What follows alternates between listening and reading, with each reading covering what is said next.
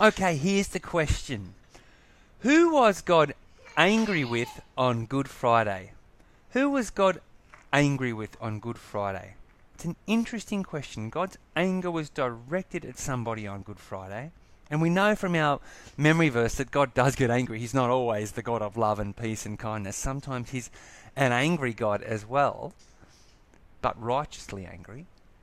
Whose anger was God directed at on Good Friday, all those thousands of years ago? Okay, I want you to pause me now and maybe just talk about that briefly, because usually there's a whole range of answers, and I'm going to tell you what the Bible says about God's anger was directed at on Good Friday. So just pause me and have a bit of a discussion about that.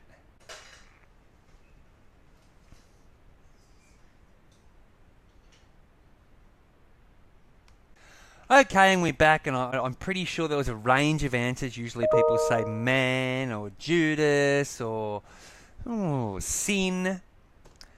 Actually, the terrifying and startling answer with regard to this question, biblically, is who was God angry with on Good Friday? It's that God was angry at Jesus.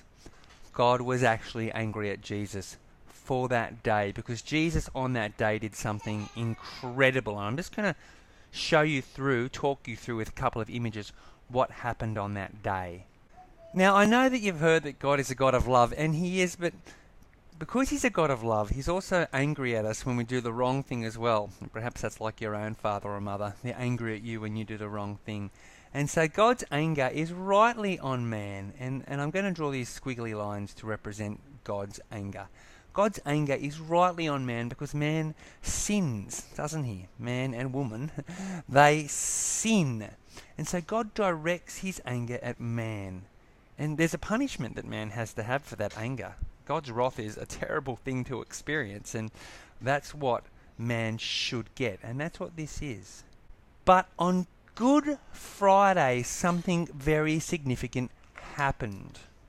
And before I really show you that significant thing, I think I better show you that God's pleasure, if you will, God's happiness rests upon Jesus, because Jesus is perfect. Jesus is perfect, and Jesus obeys God 100%.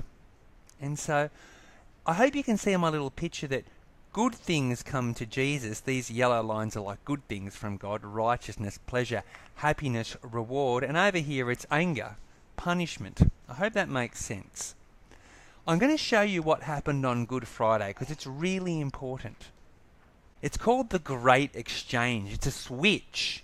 And on that day, God directed his anger at man towards Jesus. That's what it means when Jesus suffered in our place. That's what it means when we say Jesus suffered in our place. So all of God's anger went towards Jesus. And all of God's righteous pleasure, the rewards, the happiness at Jesus' perfection, went to us. So Jesus got all the bad stuff directed at him, and mankind got the good stuff, the rewards, heaven, directed at him. And it's called the Great Exchange.